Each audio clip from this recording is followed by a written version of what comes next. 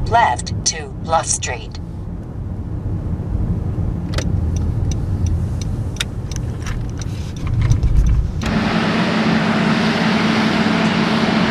So here I am in Muskegon, Michigan at the USS Silversides, SS 236.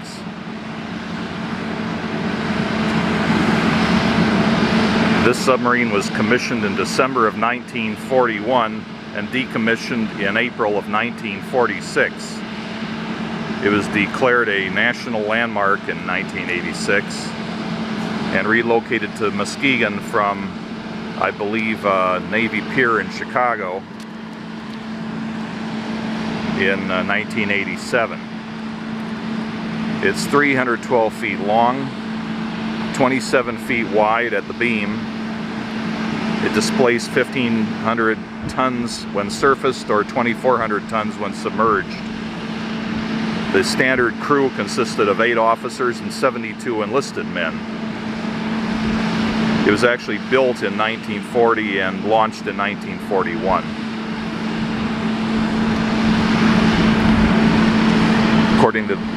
According to the brochure, it's the most famous of the surviving World War II submarines. The Silversides sank more ships and took down more tonnage than any other surviving World War II sub. It's credited with 30 Japanese vessels sunk and 14 damaged. The Silversides rescued 2 American pilots and laid 16 mines on separate patrols. The very first appendectomy ever performed on a submarine was performed in the wardroom of the Silversides and was depicted in the movie Destination Tokyo, which starred Cary Grant. The movie Below was also filmed on board the Silversides. So let's go down and take a look.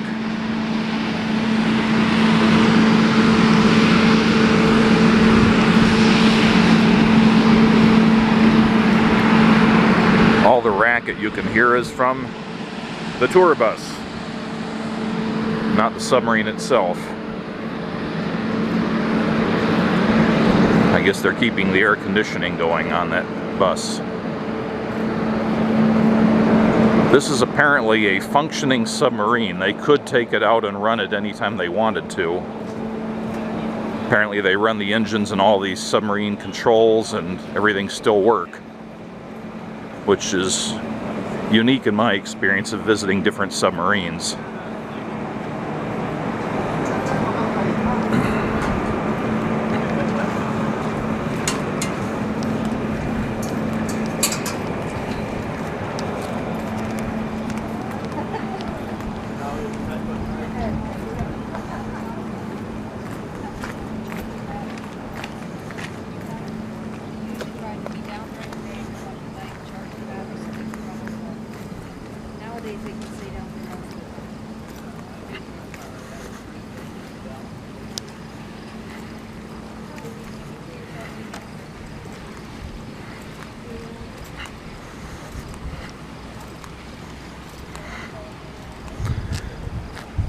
So there she is, all 312 feet of her. And I'm going to do a self-guided tour. They offer guided tours for larger groups, but I think most people just go through on their own, and that's a big plus. Most of the submarines I've been in require you to go with a group, and you don't have time to see anything, don't have time to really look around, and you're, surrounded by lots of people, making photography difficult. So that's a big plus for the Silversides. And I'm switching its ranking from just another interesting World War II submarine to probably one of the best World War II submarines, if not the best, to see in terms of accessibility and an interest in that you can see everything, really. Obviously the conning tower. And this is the forward torpedo loading ramp.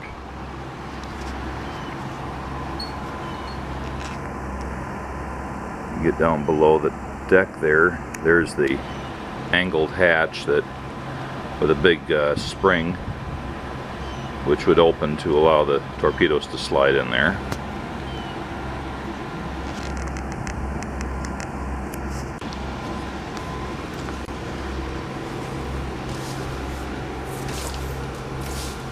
narrow, steep steps.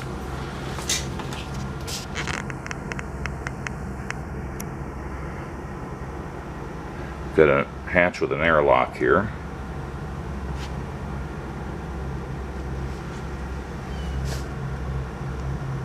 And there's some of the empty area between the deck and the non-pressure hull, and then the pressure hull below it.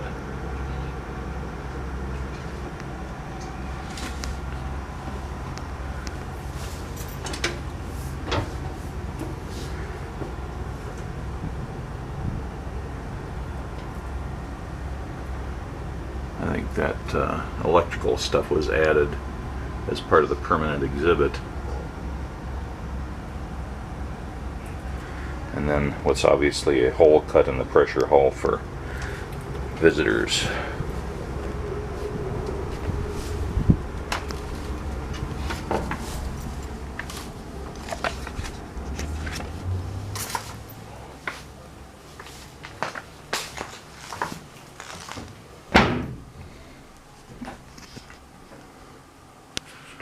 So this is the forward torpedo room of the Silversides.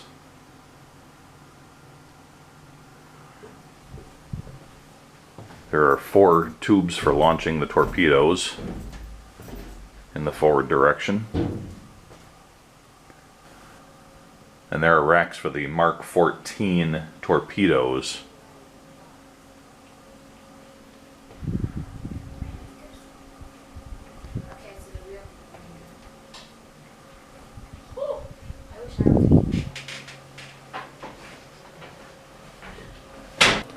So the torpedoes are stowed below this deck, above this deck.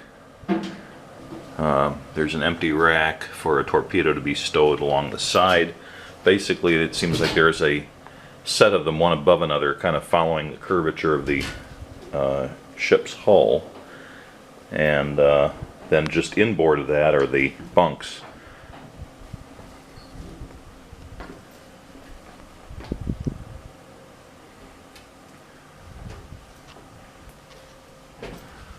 Right here is the emergency escape hatch that I saw upstairs, and this is only really intended for if the ship is sunk, if the submarine is sunk, to allow the sailors to escape 1 or 2 at a time through the airlock above the pressure hull. So this is the bottom hatch of that. And then up here is the bottom end of that hatch that would allow torpedoes to be loaded in here. I'm not really quite sure how that works. They've obviously put a fan in there now, but there also seem to be some pipes or something going across, but they appear like they can hinge down or something, but the torpedoes would have to come through there. So I don't know, maybe those are some sort of jacks, because this is a big opening in the pressure hull. Maybe those are there to provide enough strength to the hull in that position. That would be my guess.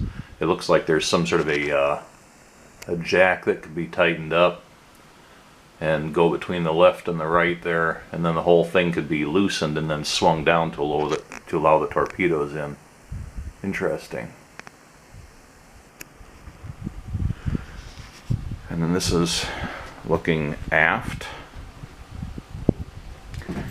and of course there's a shower here, which is very nice, and the head.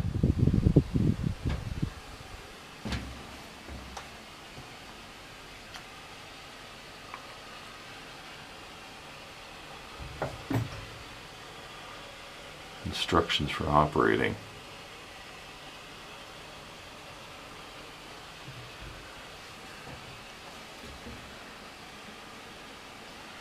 The big flush lever. All sorts of good stuff on here. It looks like there's a pedal and a couple levers and several valves and military toilet paper dispenser.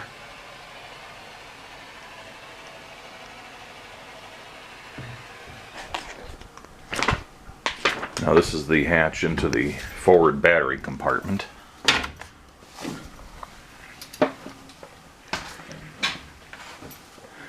The batteries are below the deck here, and there's 2 wet cell XD batteries of 126 cells, and those are housed under this entire compartment. And obviously there are hatches to get down into that area. But at this level, this is the what they call the officer's country. It contains the pantry, the wardroom, officers' staterooms, the ship's office.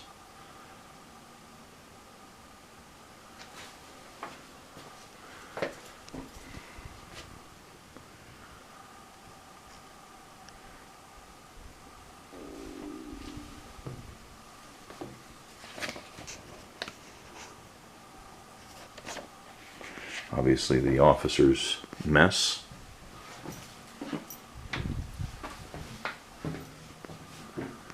Officer's cabin.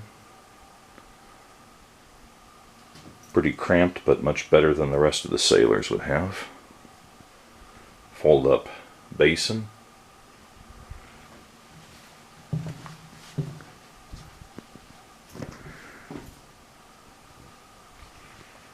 The other side of the same officer's mess.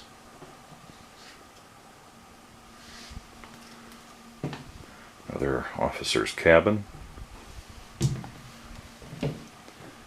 It doesn't exactly say, but I'm guessing since this has only one bed in it, that this would be the captain's cabin. It's got the writing desk, single cot, basin, closet. Another officer's cabin. This one, apparently for the guys one notch down in seniority, there's 3 in here. And this one does 4, so I guess you have to be even a little lower ranking to get billeted in this one.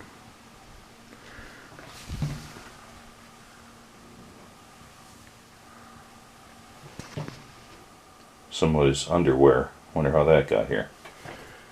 Maybe one of the officers left it.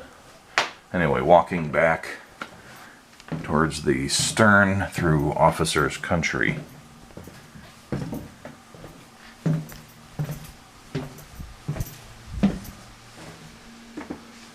And here's the Yeomans Office.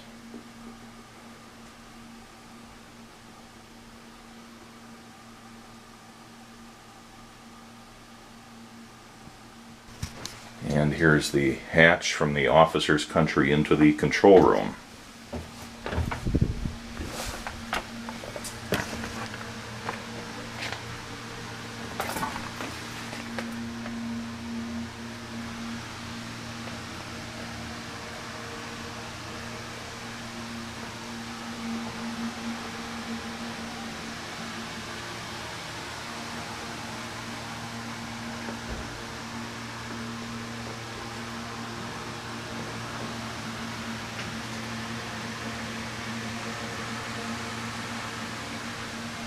Unfortunate that I got here when I did, because they said that the ship was going to be taken up during a large part of the morning with guided tours from a cruise ship.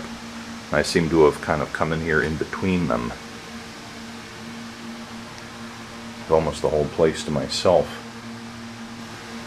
So this area is the bow and stern plane wheels and trim station. And this is the so-called dive station, showing the Christmas tree of status lights.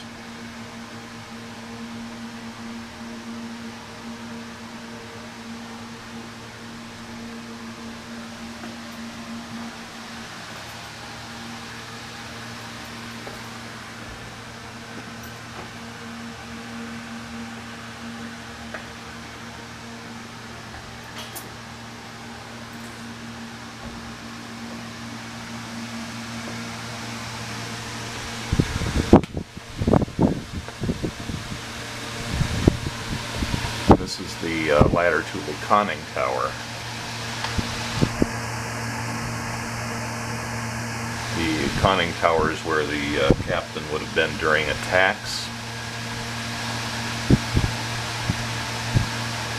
and it's got the basic functionality required during a battle situation. The Torpedo data computer is located in this area, and unfortunately they don't allow the public up here just because it's not too safe with the ladder and no other way of getting up there. We've got a pretty strong fan up there blasting air down here, so I can't see much more, unfortunately. So going aft from the control room,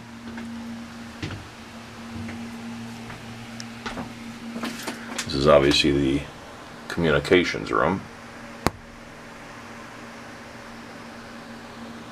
or as they call it, the radio room.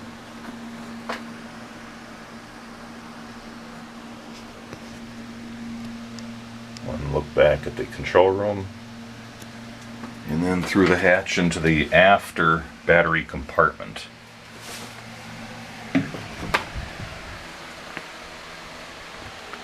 So this had another set of two huge wet cell Exidy batteries of 126 cells under the compartment, and this is generally called the crew's mess area and quarters.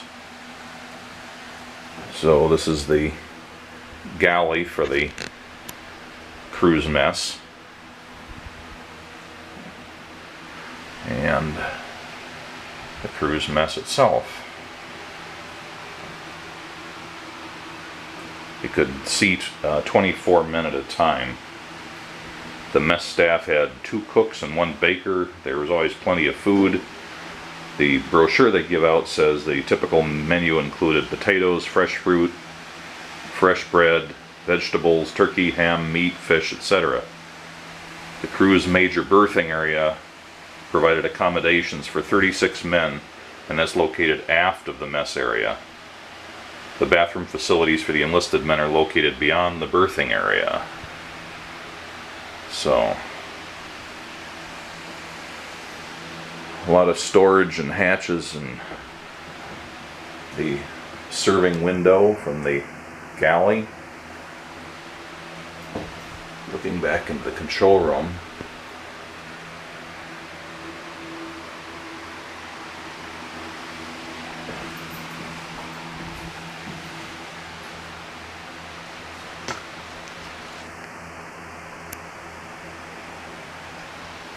and right here in the crew mess area is the main hatch that the crew entered and exited the Silversides with, or through. This would be officers and the remainder of the crew. This was the main way in and out.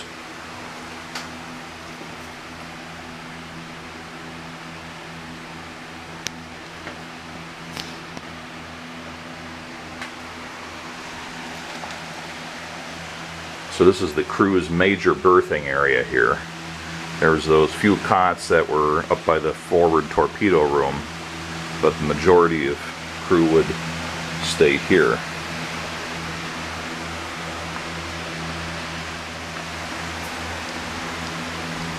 And they have sleepovers here. Groups of scouts and so on can come in here and spend the night.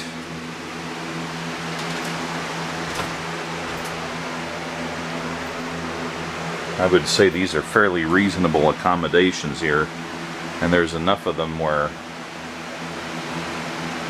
the crew wouldn't be quite so jammed in, although the mattresses look like they're really sagged. I think if adults slept here, they'd probably end up with quite a backache. That's forward into the mess area.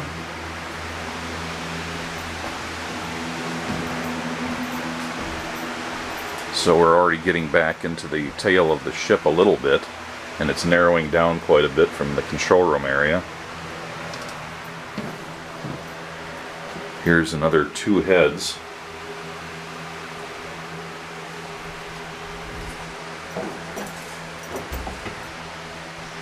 With a single wash basin here. Doesn't look like there's any privacy partitions, so that would be expected in a submarine. You're not going to get much privacy.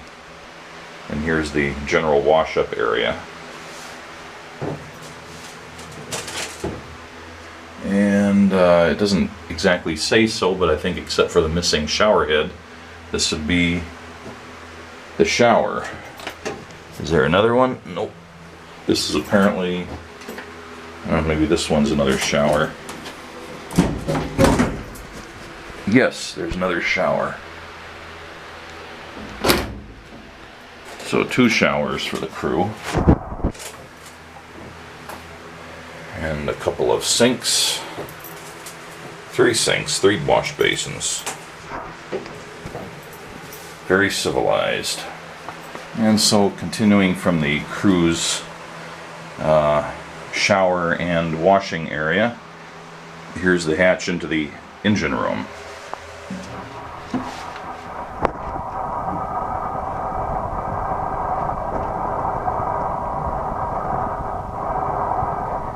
The engine room has 4 Fairbanks and Morse 1600 horsepower diesel engines, which are operational even today according to the brochure.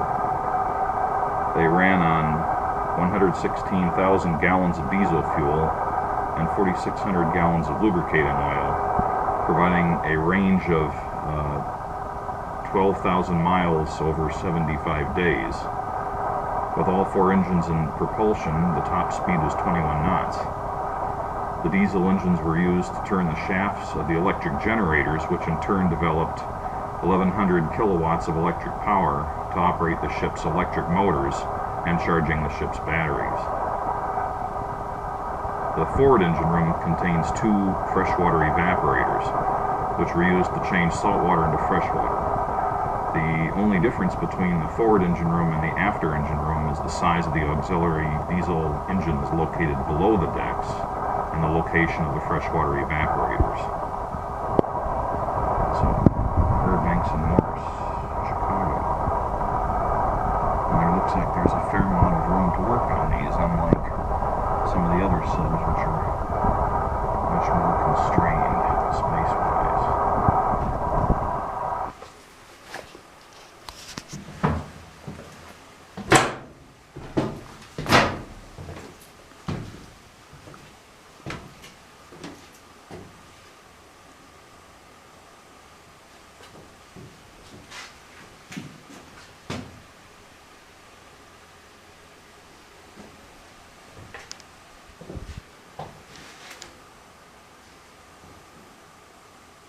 Says all of the equipment on board the sub still operates.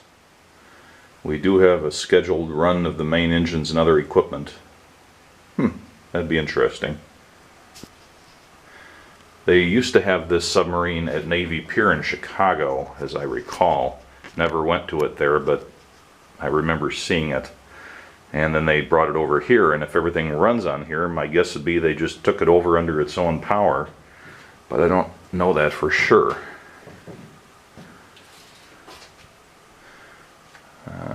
Wondering if this is part of the system to provide fresh water here. It looks like it could be. Engineer station of some sort. And then the hatch to the after engine room. So yeah, it does say there's a pair of freshwater evaporators in here, and my guess would be that these 2 puppies are them.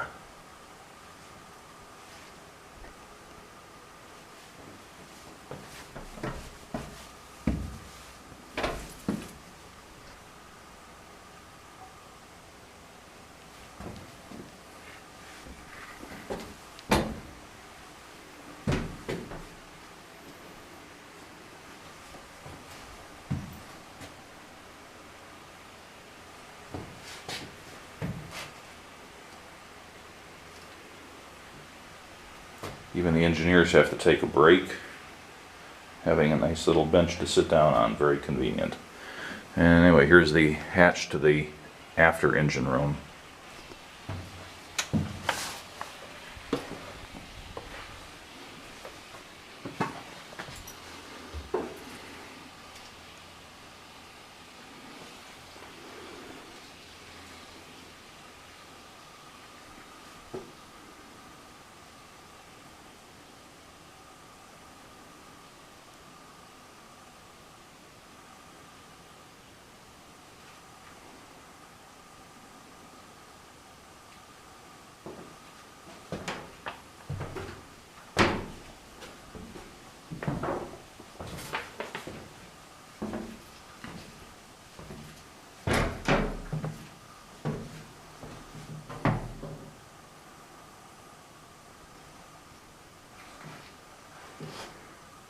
It appears that this engine room is laid out backwards to the forward engine room,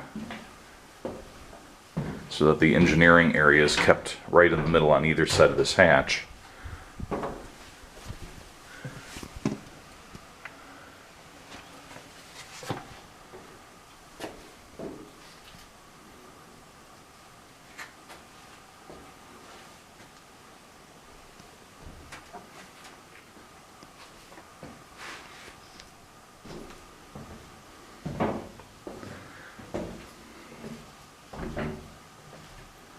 This is supposed to be the hatch to the maneuvering room.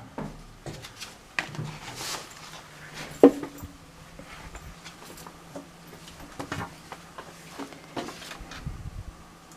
says it's the smallest compartment in the submarine.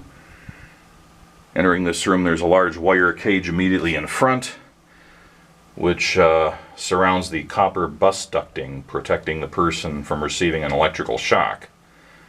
It is possible to send 4 million watts of power through this bus ducting when the ship was operating at full power. 2 electricians were on duty and controlled the propulsion of the boat when underway. The General Electric motors connected to the propeller shafts are located below the floor of this compartment. There's obviously a hatch to get down there. So this is basically an electrical room.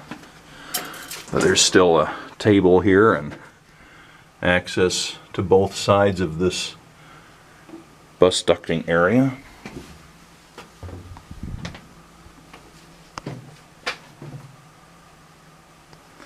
So proceeding aft through the maneuvering room.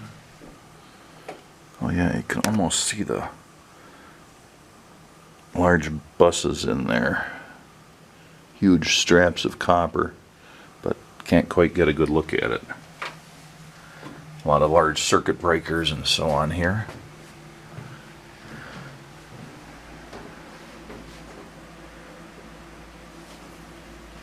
These are obviously the main motor controls.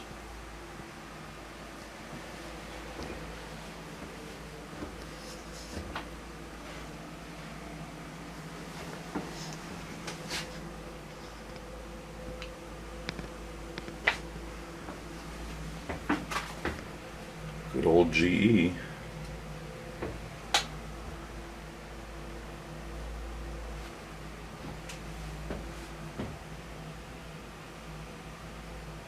Port and starboard engine controls. These are apparently the mimics from the control room. Port motor speed, decrease, increase. Voltage. Starboard motor speed, increase, decrease. Starboard reverser, starboard starter. Generator numbers 1 and 3. Battery. Selector. Selects what? Generators number 2 and 4. Port starter, port reverser. So just like many ships, the captain and the officers in the control room apparently didn't have direct control of the motors and had to reel everything back here from where it was controlled. Here's a simplified diagram of the electrical scheme. And then the hatch to the after torpedo room. This is smaller than the torpedo room in the bow. There's only room for 8 torpedoes in this room, although it does have the 4 torpedo tubes.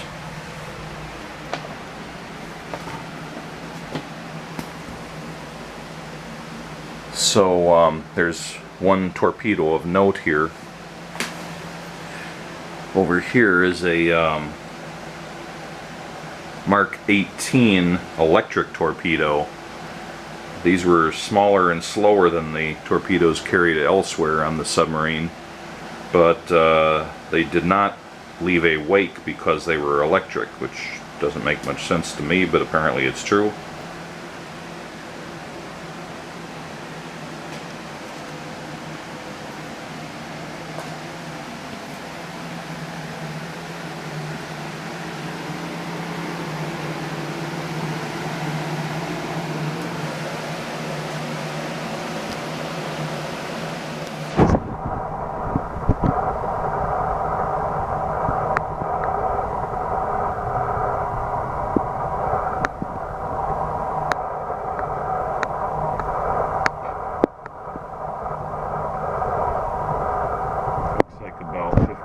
16 crew could be berthed here. And even though the hole that's been modified in the hull and a ladder put in for visitors, this wouldn't have been here originally, but you can see through there the hatch that would have been used to load the torpedoes into this room.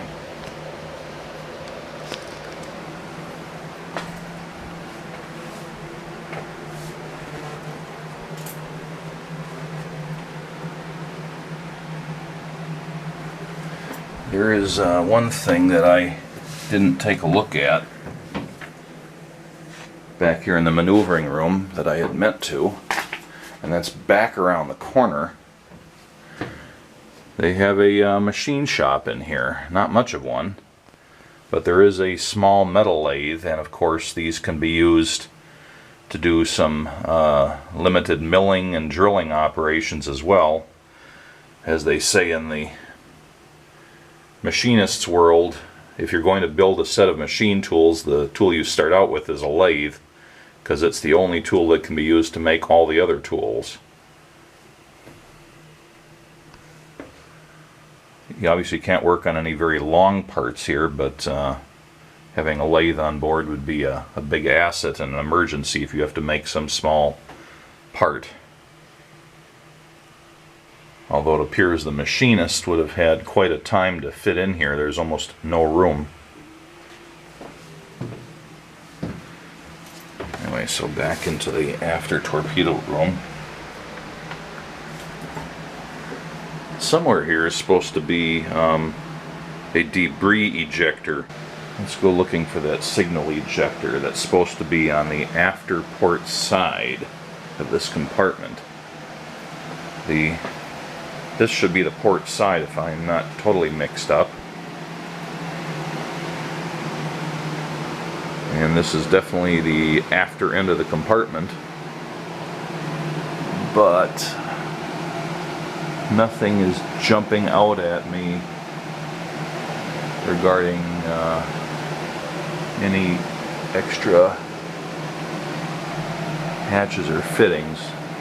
Probably looking right at it and not seeing it. Anyway, wherever it is, it was a way they could eject certain things while they're submerged. Well, as I expected, I was looking right at it and didn't see it. This diagonal tube coming down here with the green end on it and the handle, that's the signal ejector, so they could put certain signals in there and shoot them out of the sub while submerged.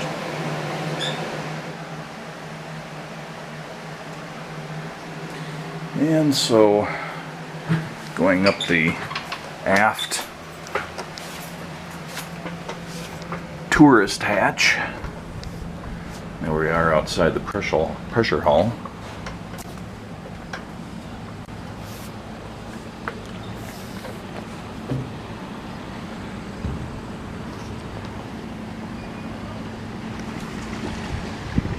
There's the hatch we just came out through, which again would have originally been the aft torpedo loading hatch.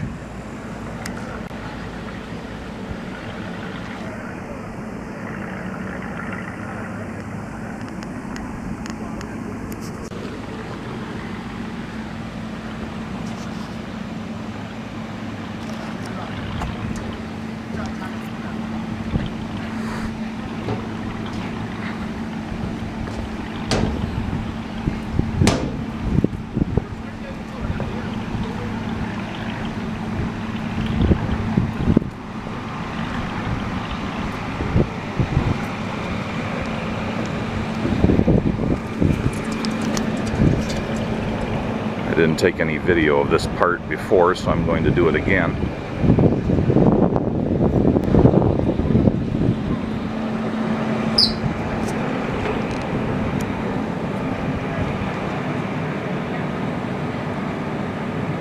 This is the 4-inch 50 caliber deck gun with a range of 16,000 yards. These two watertight compartments, or maybe they're not actually watertight, but just debris tight. They apparently stored the shells for the main deck gun. Open these and pull them out. This is apparently the top of the main crew hatch that we looked at from below. Do you know what these are?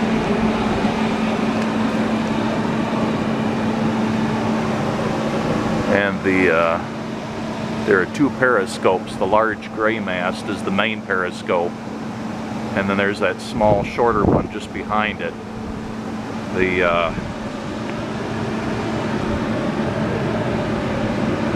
larger periscope was used for target acquisition,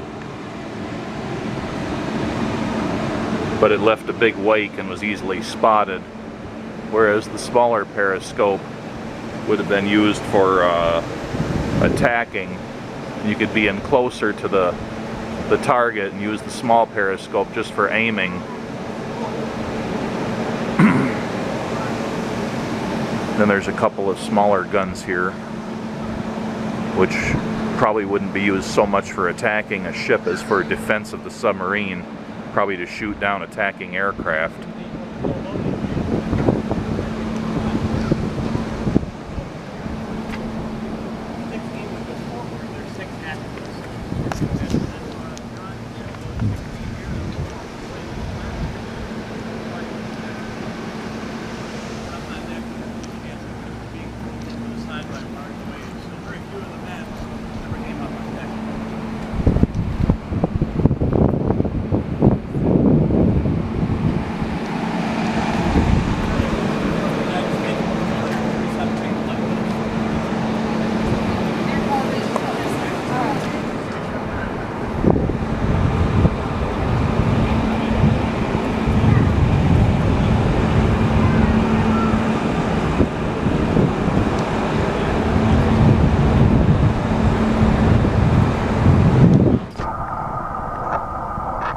Also operated by the Silversides Museum is the McLane, a Coast Guard vessel.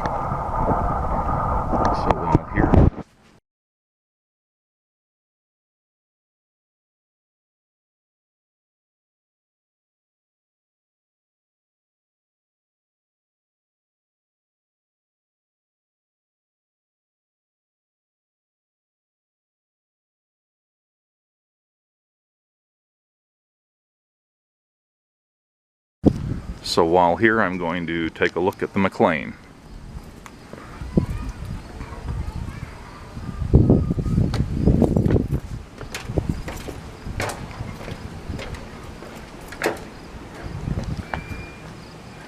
Forward winches, presumably for the anchoring. Yes, for the anchors. Forward deck gun. And I'm not sure what these are, but I wouldn't be surprised if they're storage compartments for the shells for the forward deck gun.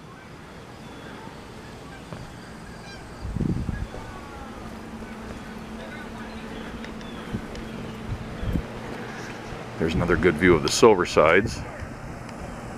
It's getting a little busier now. It's about 11:15 in the morning. Good thing I got here when I did. I would have had a lot more people around during my self-guided tour. I should note that I originally came in from the north, from Ludington, after taking the Badger across Lake Michigan, and I came in on this park on the other side of this channel and got a good view of the Silversides from there, unfortunately right into the rising sun.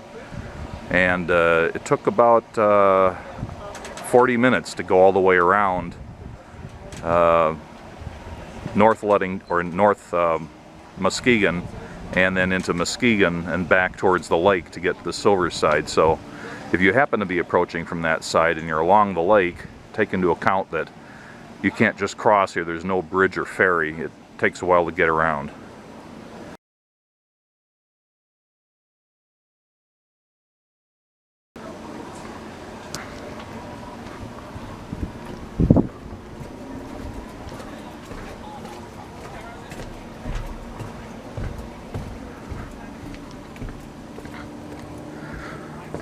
And there's no brochure for this as far as I'm aware. But it would appear that these racks are for depth charges. That they could stow their depth charges on here and drop them off the stern.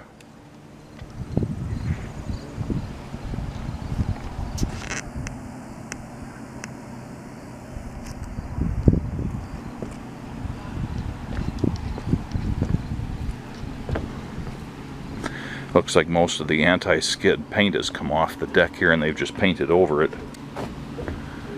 Well, it's not going to operate it again, so that's fine. Let's go into this crew area here.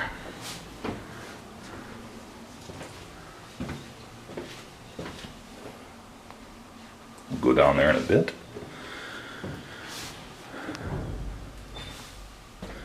Apparently upstairs and downstairs in the engine room.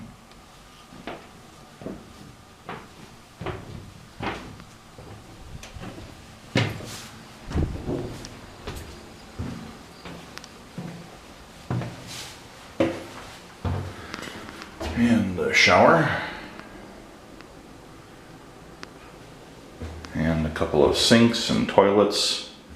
I'm not sure if these are for the entire crew or just for the officers, but the wooden doors and such suggest to me that it's officers' territory.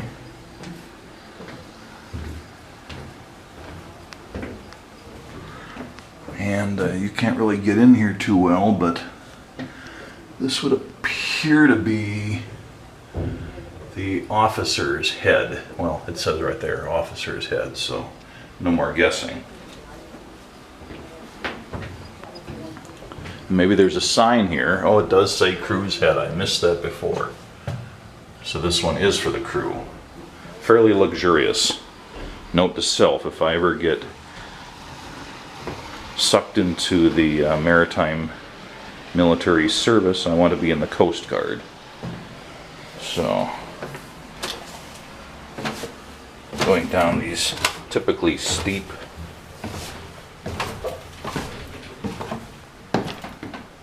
ship stairs.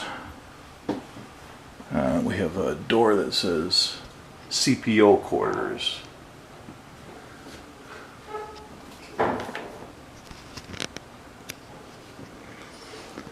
And obviously right up here in the bow area is the crew's bunk.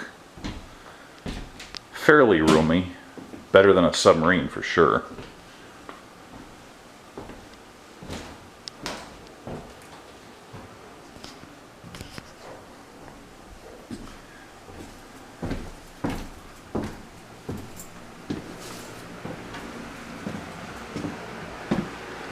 And let's see, there's two bunks here. So these would be the two officers' quarters, or quarters for two officers, just below the captain in rank. And then this very luxurious wood-walled and wood-equipped and wood-trimmed bunk would be the captain's quarters.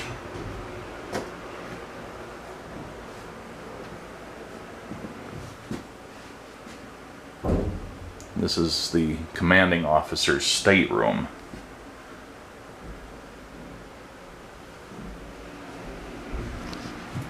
So I was incorrect about this. This isn't the captain's quarters. This is the executive officer's quarters. If you go forward just a little bit, we end up in the even nicer captain's quarters.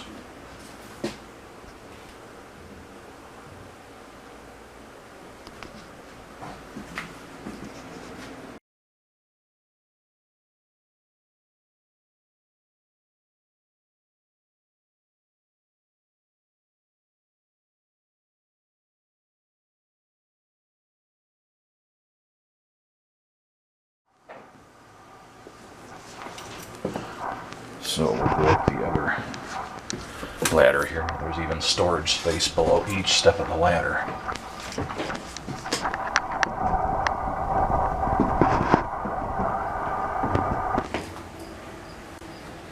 So now back in the aft section again.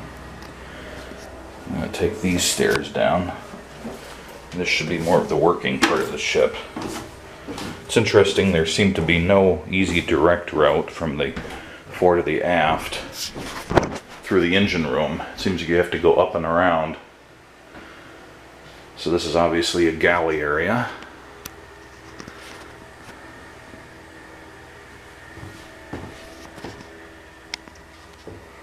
And a crew's mess area.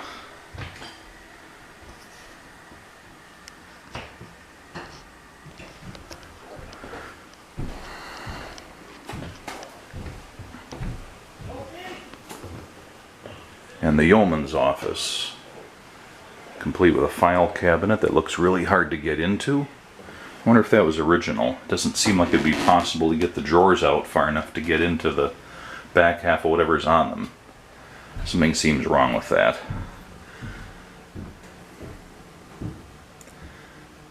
An old Corona typewriter.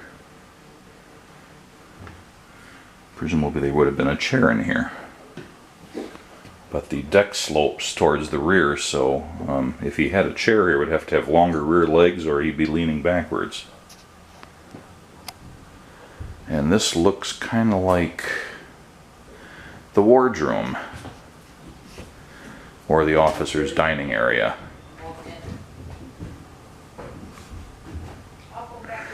These are not the original furnishings. It originally had heavy wood, much like in the officer's cabin area. These are something that's been put in more recently. It would have had linen tablecloths and napkins and ship's china.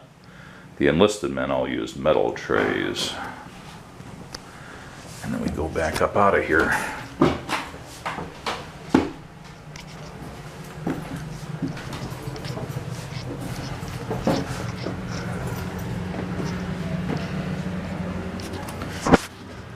Yeah, so the only way down into the engines is through this one staircase, which is blocked, so we're not going to get to take a look at those.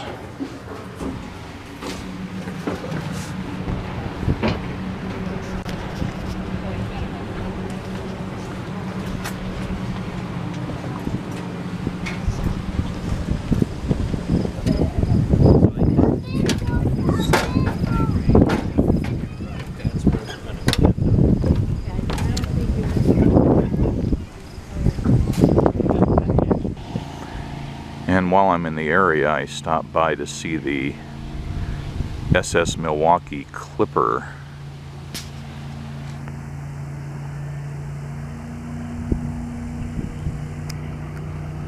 Unfortunately, I'm here too late in the season to be able to go aboard and take a tour. It's closed down after Labor Day.